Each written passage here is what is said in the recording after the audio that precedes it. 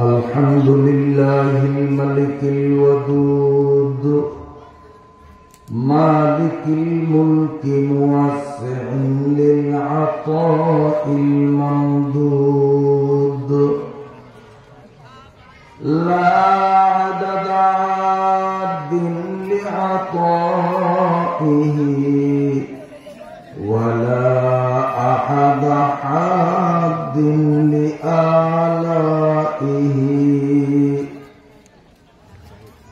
وهو أعلى أولاد آدم وحواء وأوحى إلى رسوله ما أوحى كما أوحى إلى روح الله وإلى موسى لا كما أوحى إلى معطي العسل وإلى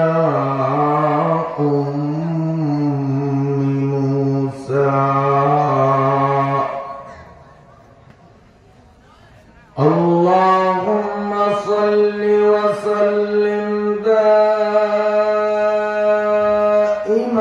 على رسولك محمد المكرم الأكرم صعيد السماء وعلى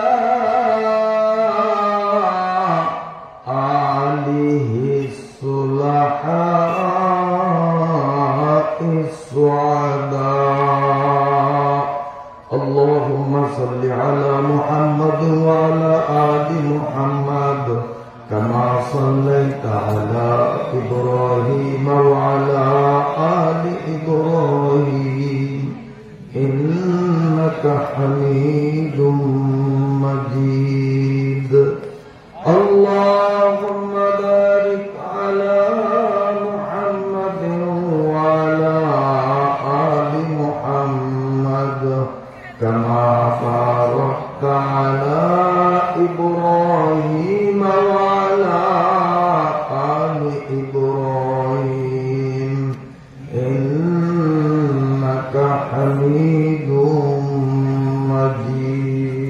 مجيد اللهم صل على سيدنا ونبينا وشفينا وحبيبنا ومولانا محمد وآله وأصحابه وبارك وسلم أما بعد فأعوذ بالله من الشيطان الرجيم بسم الله الرحمن الرحيم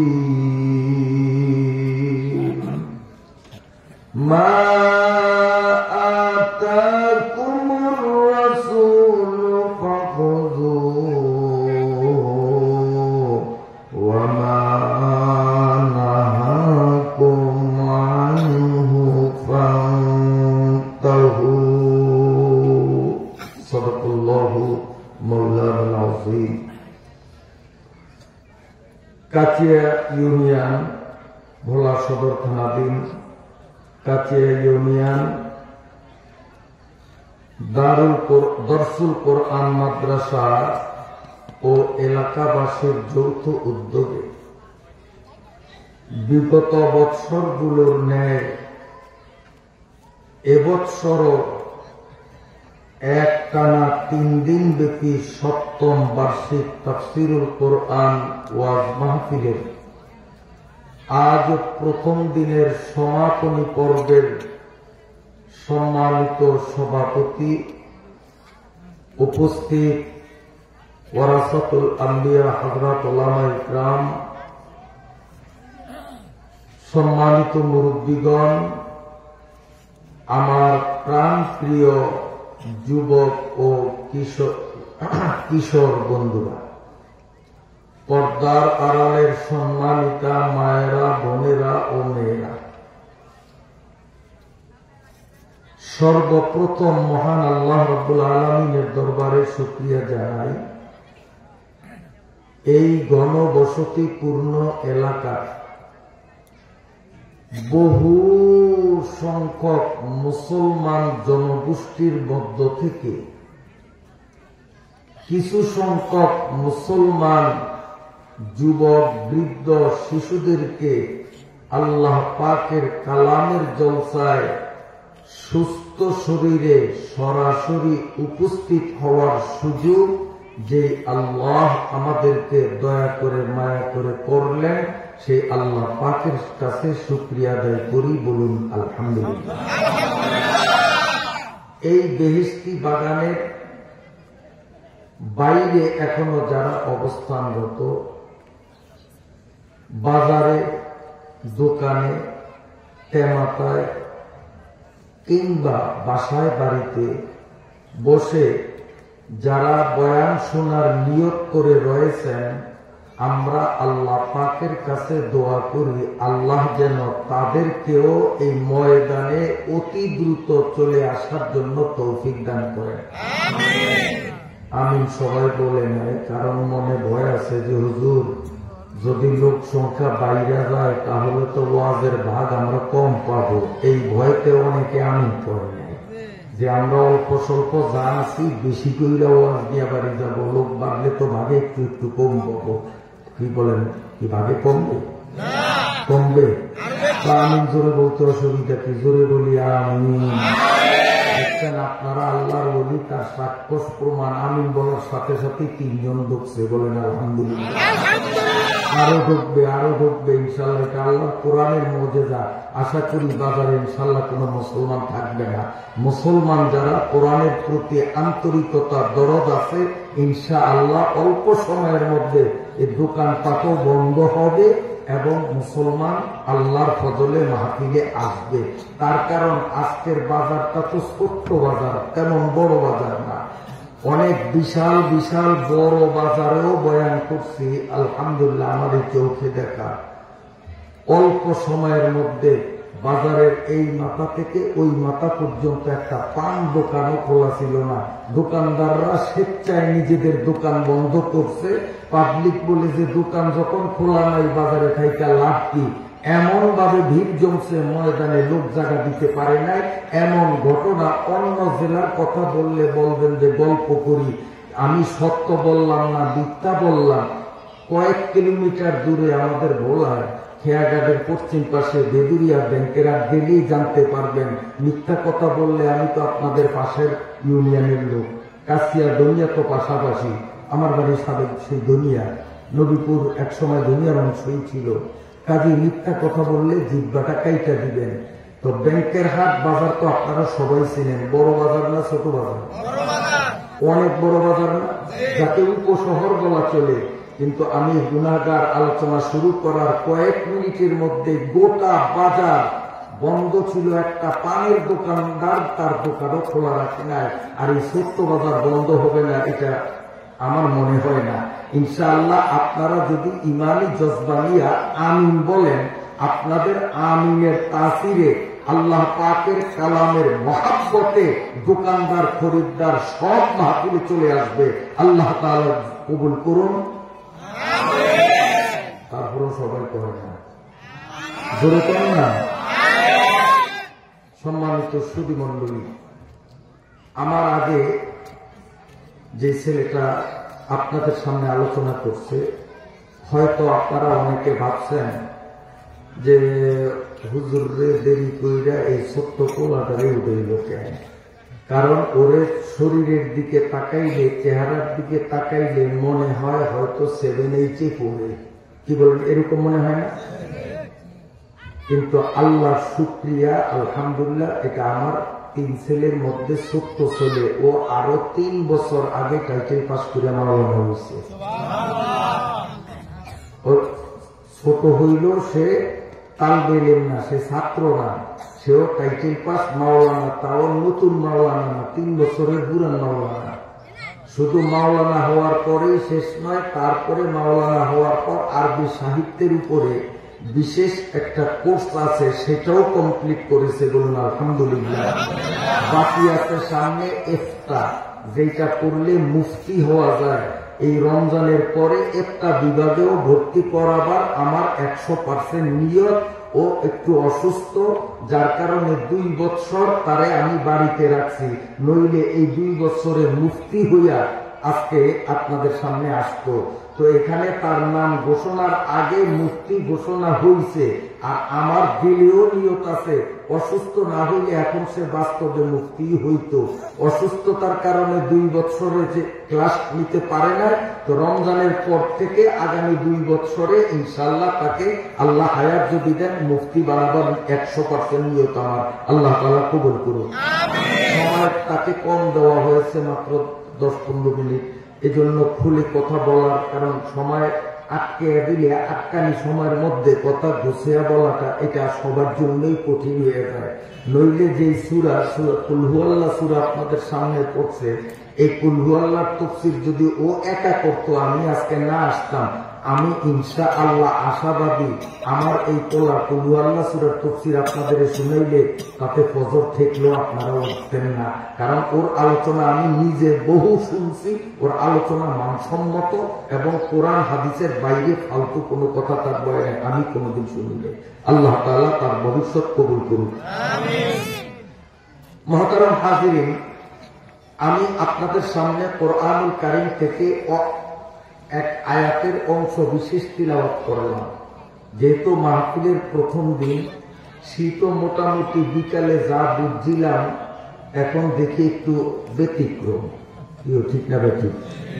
আমাকে ড্রাইভার বলে, হুজুর গরম গেঞ্জি, মোটা গেঞ্জিটা সুইটারটা একটু গায়ে দেন, গরমের মধ্যে ফের গেঞ্জি গায়ে দিন। এখন তো পাঁচটাইতেছি, গেঞ্জি গায়ে না দিয়ে তো ভুলই করছি, ভিতরে কিন্তু শীতে গুতাগুতি করতে আছে।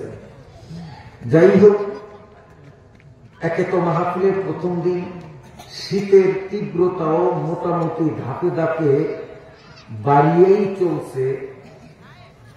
দ্বিধায় আমরা যতটা সম্ভব আলোচনাকে সংক্ষিপ্ত করে প্রথম দিন হিসাবে অল্প টাইমের মধ্যে ছেড়ে দিব। যতক্ষণ আল্লাহর কোরআন এবং নবীজির হাদিসের আলোকে নসিহতের আলোচনা, আত্মার খোরাকের আলোচনা চলবে, আমরা থাকার মতো নিয়োগ করতে পারিনি। সবাই পারি নিয়োগ করতে ইনশাআল্লাহ। আসুন, আমি আমার তিলাওয়াতকৃত মূল আলোচনা শুরু করার আগে একটা কথা না বলে পারছি না। সেটি হলো, তুলনামূলকভাবে ধনী মানুষ বসবাস করে শহরে বেশি, আর গরিব মানুষ বসবাস করে গ্রামে বেশি। আমার ধারণাটা ঠিক না ভুল জানি না। আপনাদের এই গ্রামে ধনী মানুষ বেশি না গরিব বেশি? কাজে গরিবদের অবস্থা আপনারা জানেন আমার থেকে ভালো। আর আমি থাকি শহরে, অতএব শহরের ধনীদের অবস্থা আমি জানি ভালো। তো আমি শহরে দেখছি অনেক ধনীরা আল্লাহর ইবাদত বন্দেগী করে না, ঠিক মতো নামাজ পড়ে না, ধন দৌলতের কারণে ভিতরে একটা গরম, একটা অহংকার, দেমাগ, এই কারণে। আবার কেউ ব্যবসা বাণিজ্যের হিসাব কিতাব, দোকানের বেচা কিনা, এই ঝামেলার কারণে নামাজ পড়ার টাইমই তারা পায় না। ঠিক না ঠিক? এই হলো ধনীদের ব্যাপার। আর গরিবদের ব্যাপার হলো, গ্রামের দিন আইনা দিন খাইতে পারি না, তেল ফুরিয়া মেঘনার মাঝে গেলাম, মাছ পাইলাম একটা, তেলের পয়সাও উঠলো না। এরকম অবস্থা হয়নি? হয় না? তেল ফুরিয়া বড় আশা করিয়া মেঘনার মাঝে গেছে মাছ ধরবে, কিন্তু মাছ পাইছে একটা, তাও ঝাটকা, তেলের পয়সাও হয় না। কাজে এরা নামাজ পড়ে না, ইবাদত করে না, আল্লাহর উপরে জিদ করিয়া, রাগ করিয়া, যে কপালের দুঃখ তো বসলো না, ইবাদত বন্দেগী করব, হুজুরেরা, ধনীরা, পিসাপেরা আমরা হইলাম জালিয়া মাসিয়া কৃষক, গ্রামের গরিব মানুষ, দিন ধর্ম কি গরিবের জন্য সম্ভব? এরকম মনোভাব অনেকের মধ্যে আছে, যার কারণে গরিব হইয়া ইবাদত করে না। কথাটা ঠিক বলছি না ভুল বলছি? আচ্ছা, তাহলে বর্তমানে যেমন আমাদের সমাজে ধনী গরিব দুই শ্রেণীর মানুষ আছে, আজ থেকে এই শোনেন একটা কথা, এমন আমি যতক্ষণ আছি ততক্ষণ পর্যন্ত বাদাম খাওয়ার উপরে 144 দ্বারা, বুট বাজা খাওয়ার উপরে 144 দ্বারা, যারা পান খান তাদের পান খাওয়ার উপরে 144 দ্বারা। কোন খাওয়া খাওয়াই চলবে না। যারা পানে খুব অভ্যস্ত, একটু সবর করেন, সবরে নেওয়া ফলবে। ওয়াজ যখন ছাইরা দিল, একসাথে 3 কিলো মুখের মধ্যে দিয়া চাবাইতে চাবাইতে বাড়িতে যাবেন, তবু ওয়াজের মধ্যে কেউ পান মুখে দিবেন না, তাই আপনি ওয়াজ ছাড়িয়ে দেবেন। আর পোলা পাঞ্জে বলে যদি চীনা বাদাম টিপো, আর যদি কোন চকলেট মুখে দাও, কিছু খাইতে দেখি, আস্তে মাইক ছাইরা নাই না জানো, একসাথে 2 গীত চলে না। হয়তো খাওয়া খাওয়াই চলবে, আর নসেদ কোরআন হাদিসের আলোচনা চলবে। আপনারা কোনটা চান? কোনটা চান? একসাথে দুইটা চলবে না। বাদাম 3টা বহের মধ্যে দিয়ে চাবাই ওয়াজের পরে, কিন্তু এখন আডিও গোল দিতে দিনে, সোজা কথা। রাগ করছেন নি আপনারা? রাগ করছেন নি? ইনশাআল্লাহ আমার পাশে পটুয়াখালী উপজেলার চেয়ারম্যান সভাপতির দায়িত্বে ছিলেন। আর এই লোকটা অত্যাধিক পান খায় বেশি। ওনার বারবার পান খাওয়া, 1 বার 2 বার 3 বার সহ্য করছে, কিন্তু এটা আমার তবিয়তের খেলা। কারণ আমার ডাইনে বামে সামনে পিছনে চোখ কিন্তু পিছনে আছে, পিছনে কেউ খাইলে দেখবেন সেকেন্ডের মধ্যে আমি ধরে বললাম, কারণ আমরা মানুষ নিয়ে খেলা করি, চোখ পিছু আছে। তো ওনারেও ধরলাম, ধরিয়া পান স্টপ করছি, ওই পান দাম এখান থেকে বিদায় করছি। উনি মনে মনে আমার উপরে একটু বেজার প্রথম হইলেও, পরবর্তীতে উনি আমার হাত ধইরা মাপ চাইছে। উপজেলার চেয়ারম্যান উনি বলেন যে হুজুর, প্রথম আপনার উপরে রাগ করছি, আমি একজন সম্মানী মানুষ, আমি একজন নেতা, আর আপনি আমার সামনের থেকে পানের পাত্রটা সরিয়ে দিলেন, এটা আমার মাইন্ডে বাড়ছে। আমি কিন্তু আপনার উপরে মনে মনে খেপছি, আমার আল্লাহর রাস্তে মাফ করেন। আসলে আমি যত টাইম পান খাইছি আপনি বাধা দেন নয়, উচিত ছিল বাধাটা প্রথমেই দেওয়া। তার কারণ যতক্ষণ পান খাইছি ততক্ষণ ওয়াজ শুনছি, আমার দিলে ওয়াজ বসে নয়। পান বিদায় হওয়ার পর থেকে যতক্ষণ ওয়াজ শুনছি, প্রতিটি কথা আমার অন্তরের মধ্যে দেখছি। এটা উপজেলা চেয়ারম্যানের কথা। কাজে একসাথে 2 গীত চলে না, কোনো খাওয়া খাই নাই। রাগ করছেন নি? রাগ করছেন নি? আচ্ছা, তো আমি জানতে চাই, বর্তমানে যেমন ধনী গরিব 2 শ্রেণীর মানুষ, আজ থেকে 1500 বছর আগে আমাদের নবীর যুগে, সেই সময় কি সব মানুষ ধনী ছিল? সব মানুষ গরিব ছিল না? দুরকম আছে, দুরকম আছে। আমার নবীর সাহাবীদের মধ্যেও দুরকম মানুষ আছে, ধনীও আছে গরিবও আছে। ধনীও আছেন কেমন? তৎকালীন আরবের সবচেয়ে বড় ধনী ছিল মুসলমান। কে? একজনের নাম ওসমান, আরেকজনের নাম খাদিজা। একজন পুরুষ, একজন মহিলা। তখনকার ইতিহাসে ওসমান রাদিয়াল্লাহু তাআলা আনহুর মতো টাকার মালিক, সম্পদের মালিক পুরা আরব বিশ্বের মধ্যে মুসলমান কাফের কারোর মধ্যে খুঁজিয়া পাওয়া যাইত না। তাহলে পুরুষদের মধ্যে সবচেয়ে বড় ধনী ব্যক্তি কি নাম বলেন না? আরে সাহাবীদের নাম লইলেও সোয়াব, সাহাবীদের নাম লইলেও সোয়াব। বলেন কি নাম? ওসমান রাদিয়াল্লাহু তাআলা আনহু। এটা গরিব না ধনী? কেমন ধনী সেই বয়ান আজকে দিলে আমার তেলাওয়াতকৃত আয়াতের ব্যাখ্যা দিতে পারবো না, এই জন্য ওনার পরিচয় দিন না। আজকে এতটুকুই বললাম যে তখনকার দিনে আরব বিশ্বে কি মুসলমান কি কাফের, ওসমানের মতো ধনী দ্বিতীয় কেউ ছিল না। সুবহানাল্লাহ। মুসলমানদের মধ্যে আরেকজন বড় ধনী, উনি হইলেন মহিলা, নামটা এই মাত্র বলছিলাম, মনে আছে নি? বলেন কি নাম? কি নাম? খাদিজা। হযরত খাদিজা রাদিয়াল্লাহু তাআলা আনহার এই পর্দার আড়ালের মা বোনরা, পান চাবানি বন্ধ করতে হবে, আর মহিলাদের অভ্যাস ৩-৪ জন একসাথ হলেই নাইরাজ্যের কিচ্ছা কাহিনী শুরু করেন, জাল দিলে টিকতো না কিছু, রেজাল্ট শূন্য, এইরকম কোনো কথাও বলতে পারবেন না। আপনাদের উদ্দেশ্যে অত্যন্ত গুরুত্বপূর্ণ আলোচনা হবে। পর্দার আড়ালের মা বোনরা, আপনারা মাইকের দিকে কান খাড়া করিয়া চুপ করিয়া বয়ান শোনেন। কেউ কথা বলতে চাইলে হাত দিয়া ইশারা দিবেন যে না, কথা চলবে না। মুখেও নিষেধ করবেন না, কারণ আপনি মুখে নিষেধ করলেও একটা কথা হয়ে যাবে, ঠিক না? হাতে ইশারা করবেন। বাচ্চাদেরকে সামলাইবেন যাতে ওরা কান্নাকাটি না করে। এক মনে এক ধ্যানে কথা শোনেন। মহিলাদের মধ্যে সবচেয়ে বড় ধনী যিনি, তার নাম কি? যেরকম চিনেননি? আমাদের নবী সাল্লাল্লাহু আলাইহি ওয়াসাল্লামের প্রথমা স্ত্রী, 1 নম্বর স্ত্রী খাদিজা যতদিন জীবিত ছিলেন ততদিন আমার নবী অন্য কোন বিয়া করে নাই। খাদিজার মৃত্যুর পরে আমার নবী অন্য মহিলাদেরকে বিয়ে করছেন। খাদিজাকে হুজুর অত্যন্ত ভালোবাসতেন। এই খাদিজা ছিলেন আরবের সবচেয়ে বড় ধনী।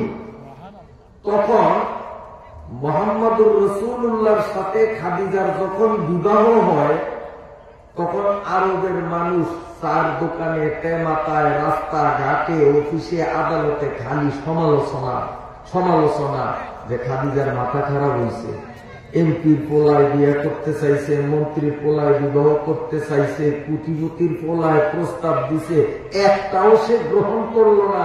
সে বিধবা অবস্থায় ছিল, কোন পুরুষকে বিয়ে করতে রাজি হয় না। কোটিপতির পোলার প্রস্তাব আসছে, তাও প্রত্যাখ্যান করছে।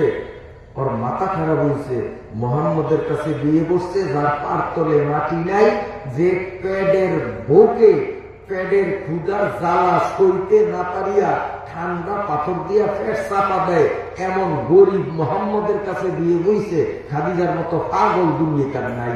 এই কথা বলে আরবের সমস্ত নারী পুরুষ সব মানুষগুলো খাদিজাকে নিয়ে তুচ্ছ তাচ্ছিল্য করতে আছে। এই কথাটা খাদিজার কানেও আসছে, কারণ সবাই বলা বলি করে, 1 কান 2 কান শুনতে শুনতে রাজার কান। খাদিজার কানে এই কথাটা আসছে। আমার কথা বুঝেননি আপনারা?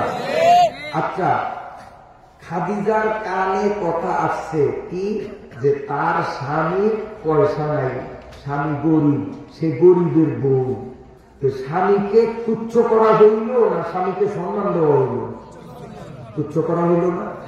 দেশ গ্রামের মানুষ খাদিজার স্বামীরে তুচ্ছ করে এই কথাটা খাদিজা যখন শুনলেন, সাথে সাথে খাদিজা রাদিয়াল্লাহু তাআলা আনহা, এ মা বোনরা ভালো করে শোনেন, তিনি আরবের ধনী যত লোক আছে, নেতা যত আছে, সমস্ত নেতা, ধনী, নারী, পুরুষদেরকে দাওয়াত দিচ্ছেন, একবেলা খানা খাওয়াইবেন। যেমন ডাক্তার ইউনূস সাহেব এখন আমাদের দেশের বড় শেয়ারের মালিক, উনি যদি দাওয়াত দেয় তো দাওয়াতে যাইবেন না? আমি যাব, আমরা যাবেন না? যদি পাইকারি ভাবে সবাই দাওয়াত দেয়, কিরে আমাদের ইউনূস সাহেব দাওয়াত দিচ্ছে, এই দাওয়াত কি বাদ দেওয়া যায়? ওখানে 10 টাকার ভাত খাইতে অন্তত 2000 টাকা খরচ করে হইলেও আমরা বলার থেকে ঢাকা যাবো, কি করব, ঠিক না বেঠিক? তো খাদিজাও তো এরকম একজন সম্মানী মানুষ, উচ্চ স্তরের মানুষ। তো খাদিজার দাওয়াতকে ডিলেই করে ধনী গরিব সবাই দাওয়াত দিছে। বিশাল ময়দানের মধ্যে হাজার হাজার মানুষ জড়ো হয়েছে, খানা খাওয়াইবে, খানা রেডি। তো খাদিজা ওই সময় আসছে, আসছেই সবাই সামনে বললেন যে খানা শুরু করে, আমি অর্ডার না দিতে খানা শুরু করবেন না।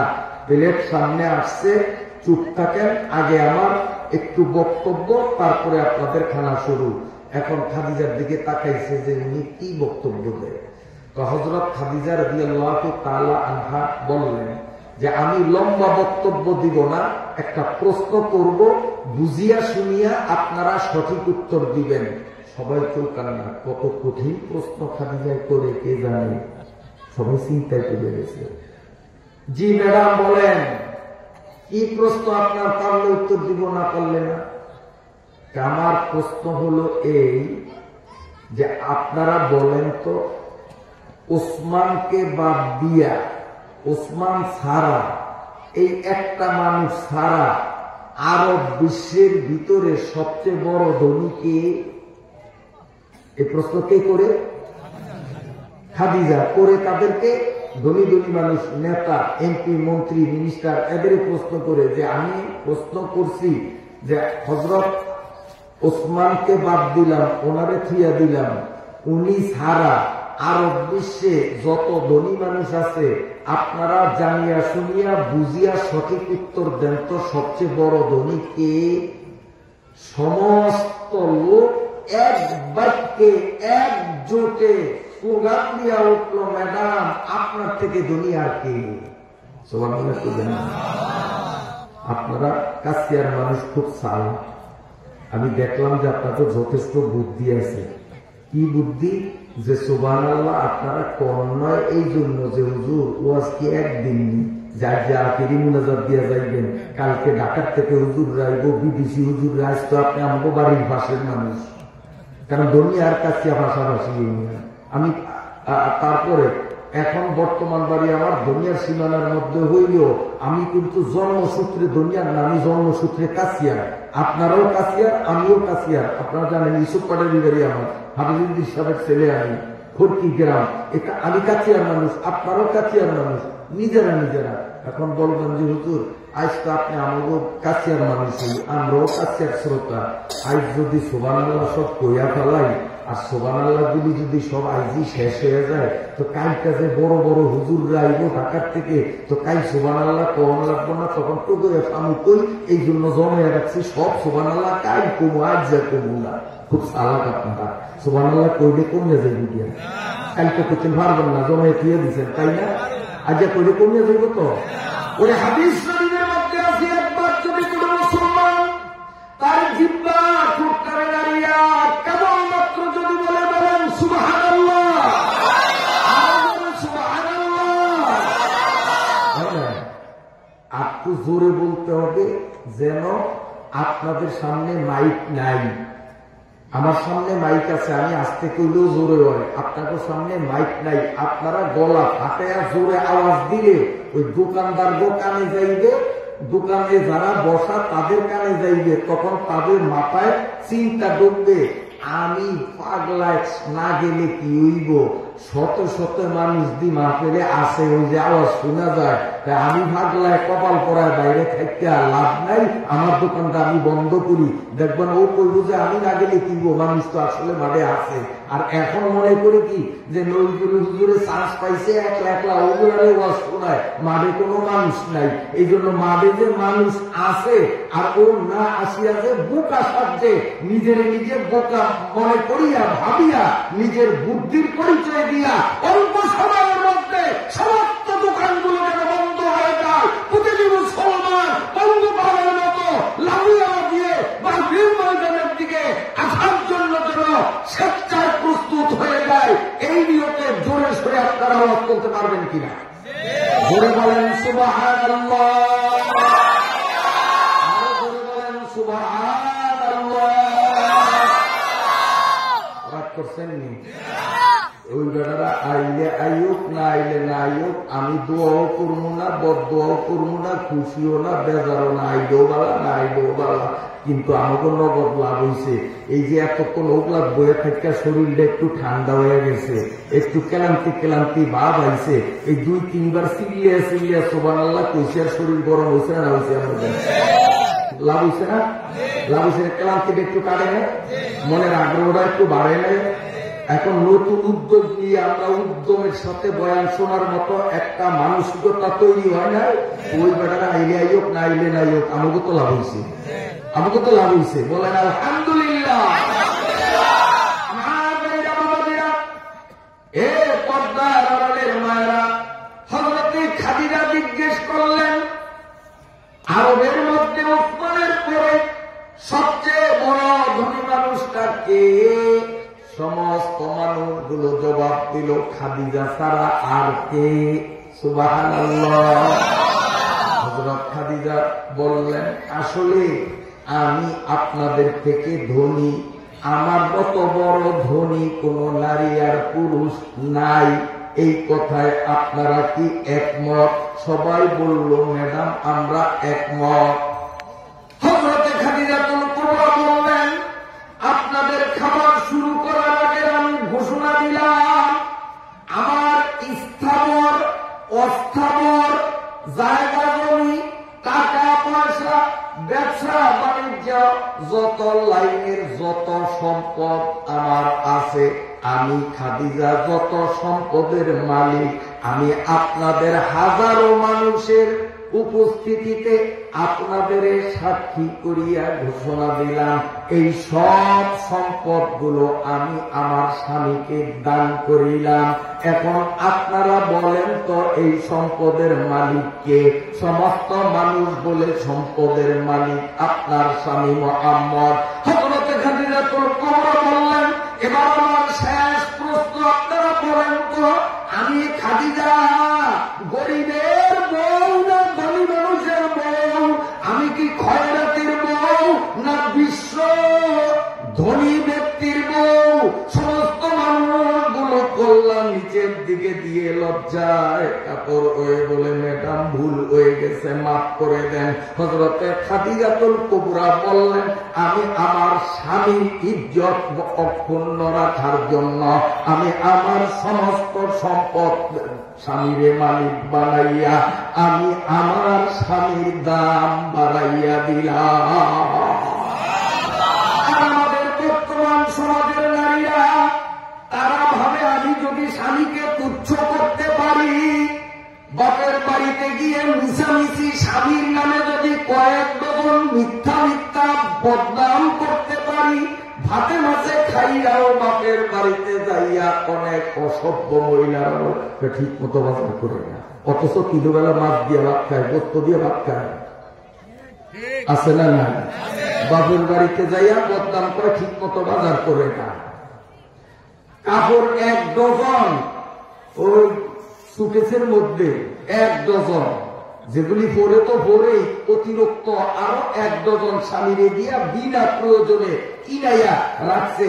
তারপরও বাপের বাড়িতে সিরা কাপড় কইরা যায়, কয় এই কপাল ভরার দ্বারে দিয়া দিছ, আর একটা কাপড়ও কিনিয়ে দিতে পারে না।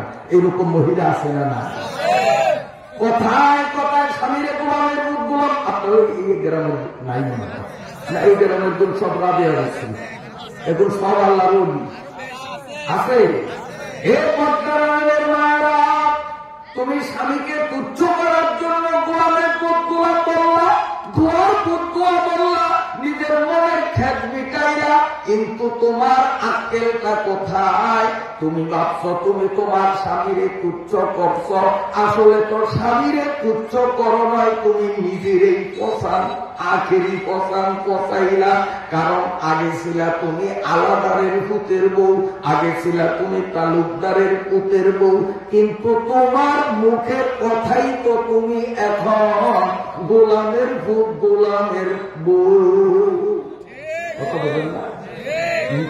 স্ত্রী তার স্বামীরে যদি কয় গোলামের পুত গোলাম, তাইলে স্ত্রীর দাম বাড়ছে না কমছে? কারণ স্বামী বড় হইলে স্ত্রী বড়, স্বামী যদি ছোট হয় এই স্ত্রীও ছোট। স্বামী যদি ডিসি, তো ডিসির বউর মান আর চৌকিদার হইল স্বামী, এই চৌকিদারের বউর মান কি এক সমান? এখন ডিসির বউ যদি ডিসিরে রাগ করে রাখে, সরকারের বুথ চৌকিদার, এখন ডিসির বউর দাম বাড়ছে না কমছে? একে কমাইছে, আগলা কেউ কমাইছে না নিজে কমাইছে? ও তো নিজেই কমাইছে। কারণ ডিসির বউ ডিসিরে কয় কি কামারি দিয়ে করে ভাগে মিলে যদি করি কিছু আমি কিছু আপনারা, তাহলে তো পাল্লাটা তাড়াতাড়ি উঠবো, হলে নজর দিতে হবে। ডিসির বউ ডিসিরে কয় সৈন্দারের উচ্চ কিনা। এই কথা কওয়ার দ্বারা ডিসির মান কমছে না ওই মাতারির দাম কমছে? কারণ এই মাতারি এতদিন পরিচয় আসছিল ডিসির বউ, এখন ওর মুখের কথার কারণে পরিচয় হইল সৈন্দারের বউ। হে পদ্মারায়ণের মায়েরা, তুমি তো মনে করো স্বামীকে গালি দিয়া, স্বামীকে রাগ করিয়া, স্বামীকে চোখ রাঙ্গানি দিয়া তুমি কি যেন হইয়া গেছো, কত বড় হইয়া গেছো। আল্লাহ মাফ করুক, আমাদের সমাজে এমনও আছে একটু থেকে একটু হইলে স্বামীর সাথে জিদ করিয়া বাপের বাড়িতে যাইয়া বাবা এবং মা, ভাই, মামা, আত্মীয় স্বজনদের অসৎ পরামর্শে সৎ পরামর্শ নামে মিথ্যা মিথ্যা যৌতুক মামলা দিয়া স্বামীকে লাল করে ভাত খাওয়ায়, আছে না না?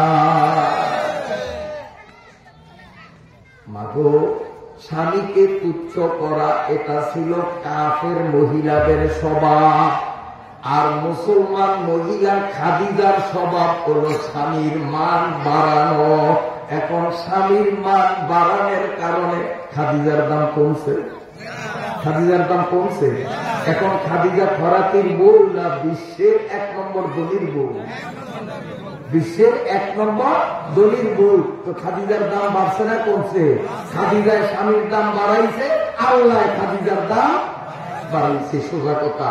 আর আমাদের গ্রামের মহিলারা যেই কায়দায় স্বামীর সাথে সংসার করে, এরা স্বামীর সাথে যেই নোংরা আচরণ করে, এই নোংরা আচরণের কারণে আল্লাহ তাদের সম্মান দুনিয়াতেও কমাইবে, আখেরাতে তো ওদের কিছুই নাই।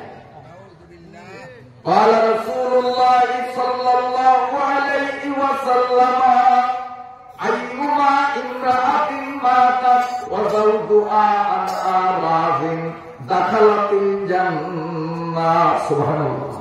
আমার নবী বলেন, যেই মুসলমান মহিলারা কথায় কাজে ব্যবহারে স্বামীর মন জোগাইয়া চলিবে, এই মহিলাটা মরতে দেরি, জান্নাত পাইতে দেরি না, মরার সঙ্গে সঙ্গে তার সম্মানে আল্লাহ রাব্বুল আলামিন জান্নাতের 8টা গেট খুলিয়া বলবে, যে কোনো গেট দিয়া তোমার মন চায় আমার জান্নাতে ঢোকো।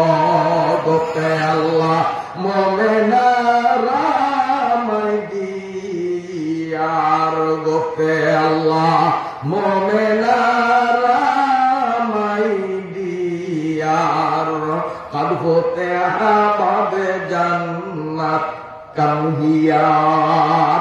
আমার আল্লাহ ওয়েলকাম জানাইবে, কামহিয়ার বলবে, আসো আসো আসো। তুমি দুনিয়ার জীবনে স্বামীর মন জোগাইয়া চলছ, জীবনে কোনদিন তুমি ইচ্ছা অনিচ্ছার স্বামীর মনে ব্যথা দাও নাই, স্বামীকে তুচ্ছ তাচ্ছিল্য করো নাই, স্বামীর হুকুমের বাইরে জীবনে কখনো তুমি কোনো কাজ করো নাই। আমি আল্লাহ তোমার উপরে এতটা সন্তুষ্ট হইলাম, তুমি এখন মরিয়া কবরে আসিবা মাত্র আমি আল্লাহ তোমার সম্মানে আমার জান্নাতের 8টা দরজার সবগুলো খুলিয়া দিলাম, যে কোনো দরজা দিয়া মন চায় জান্নাতে ঢোকো। সুবহানাল্লাহ, সুবহানাল্লাহ। তাহলে আমার বলার কথার মূল পয়েন্ট ছিল যে বর্তমানে যেমন ধনীও আছে গরিবও আছে, 1400 বছর আগেও ধনীও ছিল গরিবও ছিল। নবীর সাহাবীদের মধ্যে ধনীও ছিল গরিবও ছিল। হযরত উসমান রাদিয়াল্লাহু তাআলা আনহু যে এত ধনী,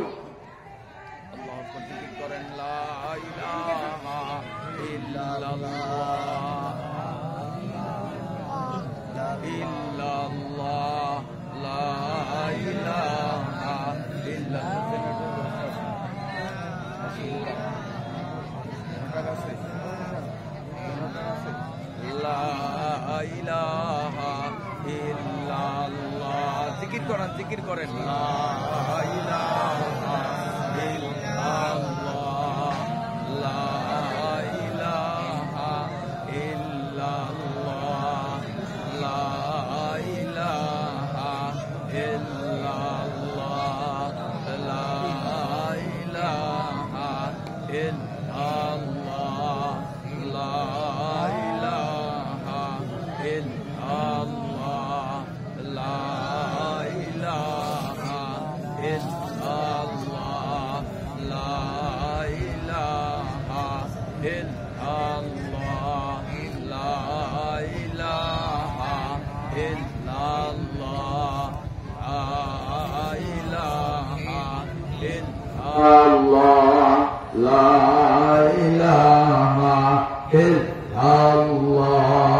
এই যে একটু কারেন্টে ডিস্টার্ব দিছে, আপনারা খুশি হয়েছেন না বেজার হয়েছেন জানি না, আমি কিন্তু খুশি হয়েছি।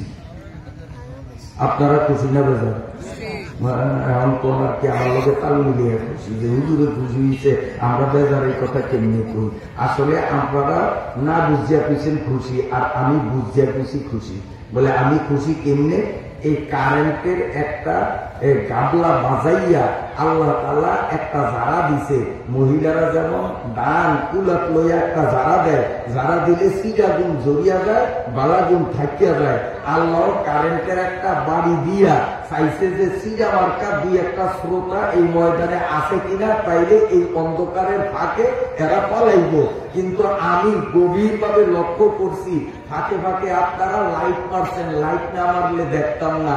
লাইট মারলে আমি কিন্তু ওই গেটের দিকে তাকিয়ে রয়েছি, দুই একজনের ভিতরে আইতে দেখছি। ময়দান ছাড়িয়া যাওয়া একটা মানুষ ভালো করে পড়ে নেয়। আপনারা বেগুন সিডা না, আল্লাহ দিলে বেগুনই দান, বলেন আলহামদুলিল্লাহ। সিডা হইলে ধরতো, সিডা হইলে ধরতো, দান দুই একটা আইসে আর যদি আছে ব্যক্তি দান লড়ে নেয়। সারা রাইতেও যদি এইভাবে কারেন্টে ডিস্টার্ব করে আমরা ধরবো, আমরা দান ইনশাআল্লাহ। আজকের আলোচনা অত্যন্ত শিক্ষণীয় আলোচনা, গুরুত্বপূর্ণ আলোচনা হবে ইনশাআল্লাহ। আচ্ছা, এই আমি বসার পর থেকে এই অল্প সময় যা বলছি, বলেন তো উপকারী কথা কইছি না? উপকারী কথা কইছি না? না উল্বহুল কথা কইছি? এই কথাগুলোর দ্বারা আমাদের মধ্যে একটা মনের মধ্যে বুঝ পয়দা হবে না, তাসির হবে না? ইনশাআল্লাহ শেষ পর্যন্ত এই ধরনের উপকারী কথাই হবে, কোনো কিচ্ছা কাহিনী হবে না। যদি কেউ কিচ্ছা শোনার নিয়তে ওয়াজে আসিয়া থাকেন, তাদের চুক্তি দিলাম আপনি বিদায় হইতে পারেন। আজকে কোনো কিচ্ছা হবে না, কোরআনের আয়াত থেকে নবীজির হাদিস থেকে গঠনমূলক এমন কিছু কথা হবে যে কথাগুলোর দ্বারা আমরা দুনিয়াতেও লাভবান হব, আখেরাতে তো 100% লাভবান হব ইনশাআল্লাহ। উভয় জগতে লাভবান হব, শুধু আখেরাতে না, দুনিয়াতেও আখেরাতেও। এই জাতীয় কথাই আমি ইনশাআল্লাহ বলার চেষ্টা করবো। শুনতে রাজি আছি তো সবাই? শুনতে রাজি আছি সবাই? এরপর দাঁড়ানের মায়েরা ভালো করে শোনেন, কান খেয়াল করিয়া শোনেন। রাসূলুল্লাহ সাল্লাল্লাহু আলাইহি ওয়াসাল্লামের নিকট তার সকল আত্মীয় স্বজনের মধ্যে সবচেয়ে বেশি প্রিয় আত্মীয় ছিলেন তার মেয়ে ফাতেমা।